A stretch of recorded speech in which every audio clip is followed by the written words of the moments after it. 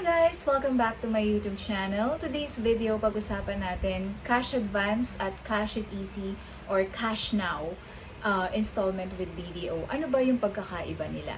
So ito po ay para sa lahat ng BDO credit card holders. So kung gusto niyo pong malaman ito, please continue watching this video.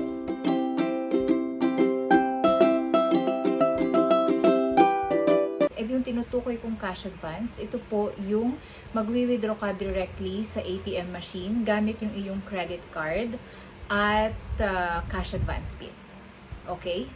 So, number one, pag-usapan natin application. So, ano ba yung ina-apply?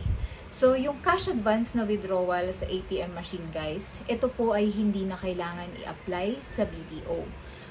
Kung good standing yung inyong account, yung inyong credit card, at meron na kayong cash advance PIN, pwede nyo na po iyang gamitin, pwede na kayo mag-withdraw. Okay?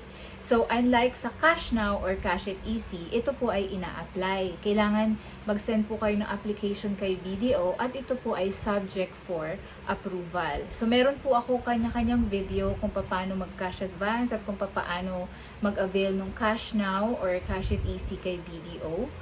So, I will link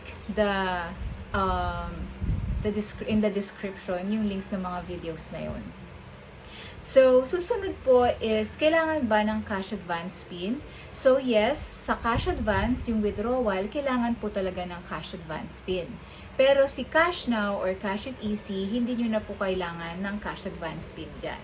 Kailangan lang talaga mag-send ka ng application to them. Okay? Then, sumunod is, may limit ba yung amount na pwede nating ma-cash advance at ma-avail sa Cash Now? Yes, meron po. So, sa cash advance po, bago kayo mag-cash advance, I suggest na i-check nyo muna yung inyong statement of account, yung SOA nyo kay BDO. Kasi, nandoon po sa statement nyo yung cash advance limit na binigay sa inyo. Halimbawa, yung total credit limit nyo po is 30,000 and nakalagay po doon yung cash advance limit nyo ay 10,000. Ibig sabihin, 10,000 lang po yung pwede nyong ma-withdraw sa ATM gamit yung credit card. Okay? Kasi yun lang po yung limit na cash advance na binigay sa inyo. So, sa Cash Now naman po or Cash It Easy, kung ano po yung available total credit limit nyo, yun naman po yung pwede nyong i-avail through application. So, for example, credit limit nyo is 30,000, tapos hindi nyo pa siya nagamit, yung buong 30,000 na yun, pwede nyo po siyang i-avail kay BDO through application. Okay? So, sumunod naman po is, pwede ba bayaran ng installment? So, ito pong cash advance, yung withdrawal, hindi po yan pwedeng i-installment. Hindi nyo po yan pwedeng i-apply ng installment payment. Ito po ay one-time payment sa next billing statement nyo. Kaya ang mahalaga, i-check nyo rin kung kailan kayo magka-cash advance. Kasi baka mamaya ang due date nyo or ang cut-off date ng card nyo is every 3 of the month. Tapos nag-cash advance kayo halimbawa, March 3 yung cut-off date mo. Nag-cash advance ka ng March 2. Sasama pa yung sa paparating na statement mo. So, dapat laktawan mo na yung cut-off date mo bago ka mag-cash advance para sa susunod na statement pa yun magre-reflect, hindi pa sa paparating. Okay? So, yun po tatandaan nyo kasi kung magkano yung kinash advance nyo, syempre, di ba kapag nag-withdraw po tayo, meron yan transaction fee na 200 pesos. So, kung 10,000 yung withdraw nyo, plus 200, bali 10,200 lahat yung na-cash advance nyo. Okay? So, kay Cash Now or Cash It Easy naman, yan po ay very flexible ang payment kasi pwede po talagang installment yan. So, for example, 30,000 po yung in-avail nyo, in-approve po ni BDO yan.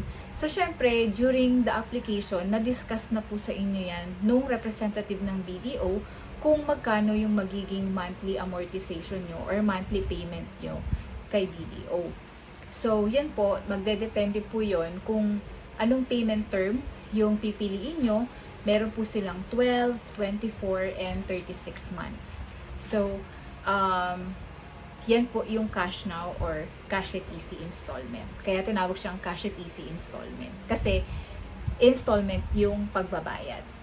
Okay? So, magkano yung interest?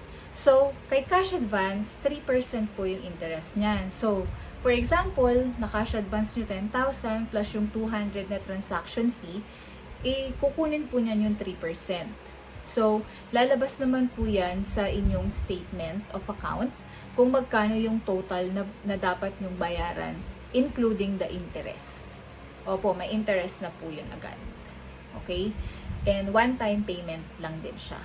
So, kay Cash It Easy, medyo rin ang maganda rin dito kasi usually meron silang depende po kasi yan sa kung ano yung merong offer sila sa Cash It Easy.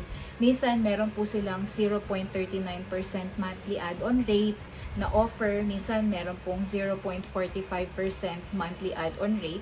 So, yun naman po ay i-discuss din sa inyo ng representative na makakausap nyo during application kay BDO. So, yun po yung usually ng mga interest rate kapag po cash now or cash it easy yung inyong inavail. Okay?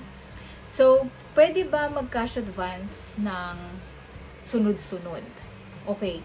So, yung cash advance na withdrawal po, pwede. Basta, nabayaran mo na yung previous cash advance mo.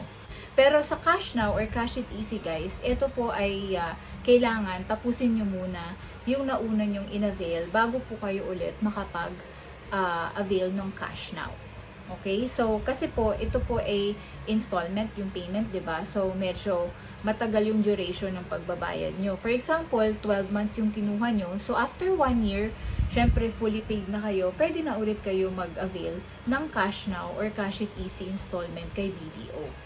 Yun lang po sa tingin ko yung mga importante na details ng cash advance at cash it easy installment na sa tingin ko makakatulong po sa inyo para makapag-decide kayo kung ano ba talaga yung better na i-avail ninyo. So, kung emergency po at talagang on the spot, kailangan nyo po ng pera, hindi na makakapaghintay, pwede nyo pong i-avail yung cash advance. Pero just beware na one-time payment lang po yan, hindi siya pwede installment, so kailangan, paglabas niyan sa statement mo, babayaran mo siya ng buo. Kapag naman meron po kayong paggagamitan ng pera at hindi naman kayo nagmamadali, no? Pwede po kayo mag-avail ng cash now or cash it easy. Parehas lang po yun cash now and cash it easy installment. Yun po yung pangalan nun, na kapag nag-apply kayo, yun po yung sasabihin nyo sa BDO para alam nila kung ano ba yung gusto nyong i-avail. Ayun, so sa kanila yun naman is very flexible yung payment terms. Kailangan lang is ma-maintain nyo yung pagbabayad ng monthly amortization nyo. Kung meron pa po kayong ibang katanungan, just leave your comment below. I will answer you. And kung hindi ka pa nakasubscribe, please subscribe to my channel and hit the notification bell para ma-notify po kayo every time I upload a new video. Marami pong salamat sa panunood and see you again on my next. Bye-bye! What a wonderful